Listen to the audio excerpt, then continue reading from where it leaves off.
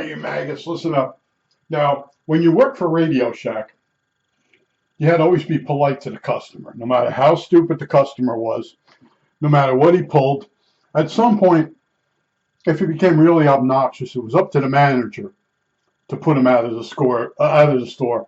They had a write-up. There was this big, thick book, Operational Procedures for Radio Shack Store, and you were supposed to have read it if you were a manager from cover to cover. Well, anyway, you can really expect some really incredible stuff to go on. Standing in there, in the Radio Shack, and in comes this old guy, and he's marching in like an animated cartoon, and he's showing me that he's a real flaming a-hole old person, and he drops down a CB radio on the counter. Now, our counters were display units with glass tops.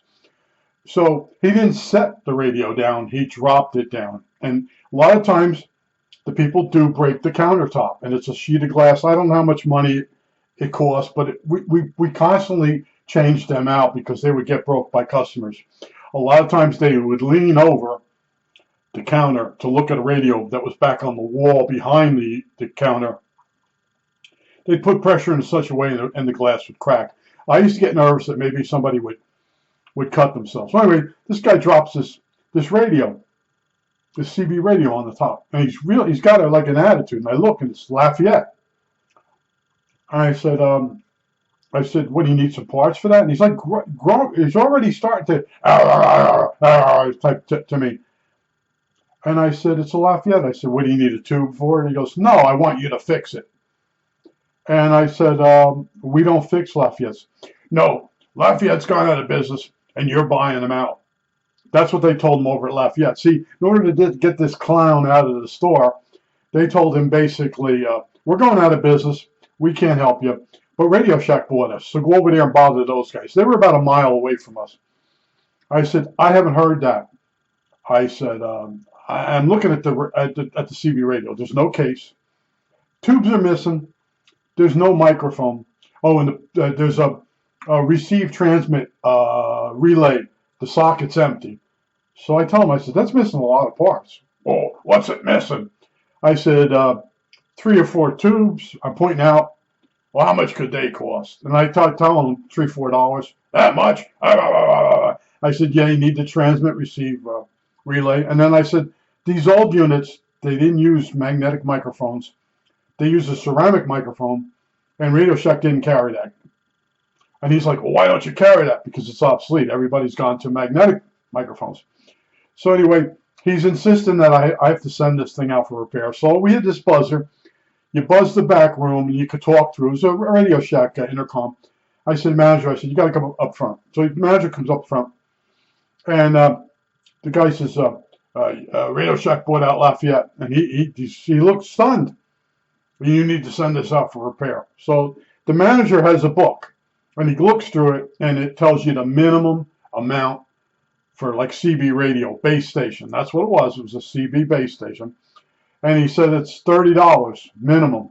You're crazy. And then my manager looks and he goes, wait a minute, that's a Lafayette. Yeah, I said, you bought them out. You got to fix it. So my manager wasn't sure. So my manager calls this district manager up in the back. He calls him from the back. He comes out. He goes, no, we didn't buy the Lafayette out. And then he gives the guy a card for the guy that fixes stuff that's like out of warranty, or they don't want to pay the Radio Shack price, or they don't want to get ship involved. Well, anyway, the card was a local guy that repaired stuff. So we give him the card, and he goes storming off. And they actually storm off like a retard.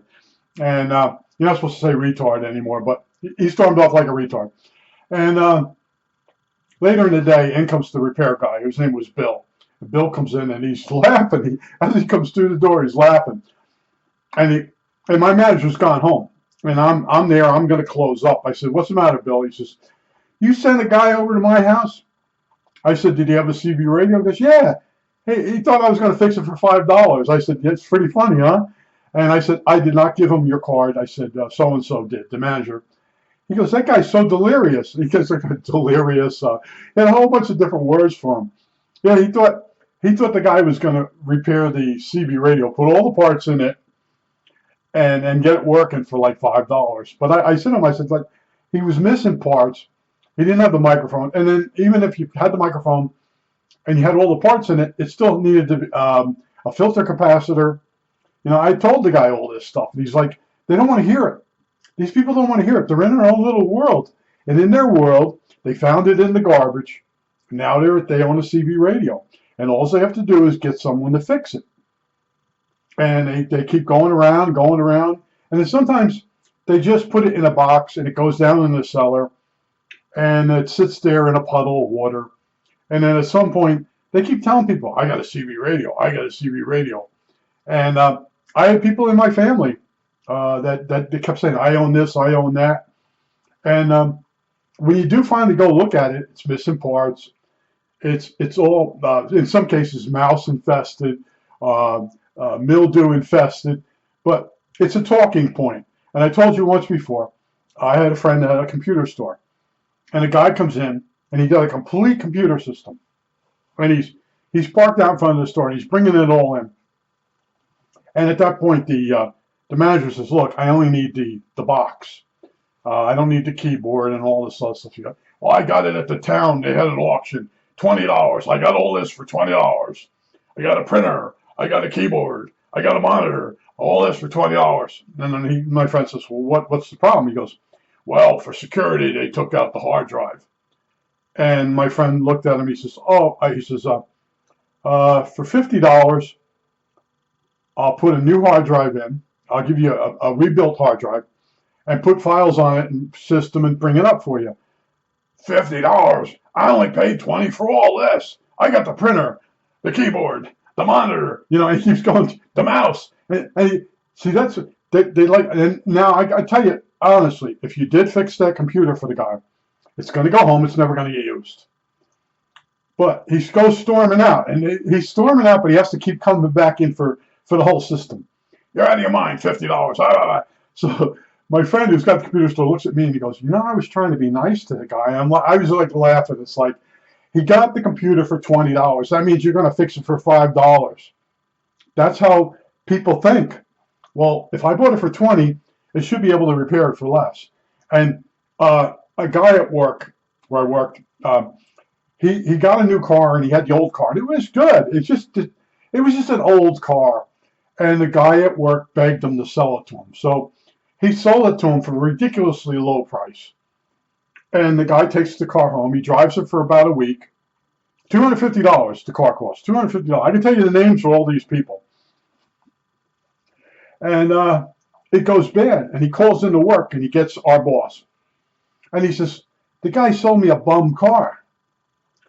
And the boss is like, "Gee, I'm really sorry. I didn't think." Let's just say the guy's name was Jerry. It really was. Jerry sold this guy a car for $250. And now the guy says, "He sold me a bum car. How do I get to work?" So the boss arranged it that he'd be paid for the day. Well, he started pulling that crap. So finally, the boss goes up to the guy and he goes, "He isn't coming in to work because he claims you sold him a bad car." So he says, I sold him my car. It was fine. I sold it for $250 because that's all he had." And the boss is like, "You sold that car," which he knew it for Yeah, I sold it for $250.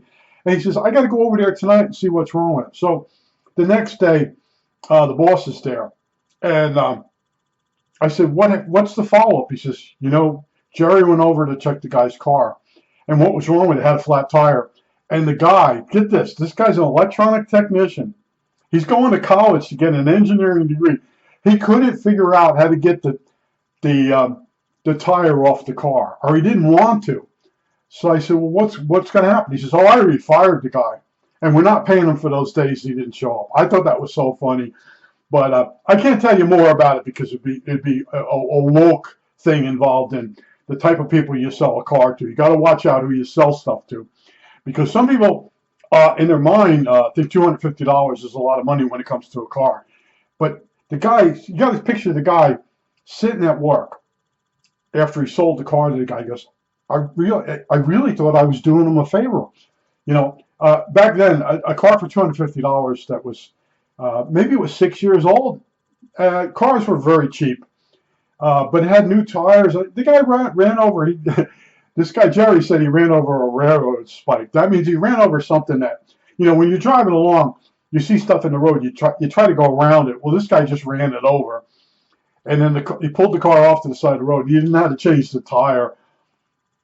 And when I was working with this guy was always starting fights with me all the time.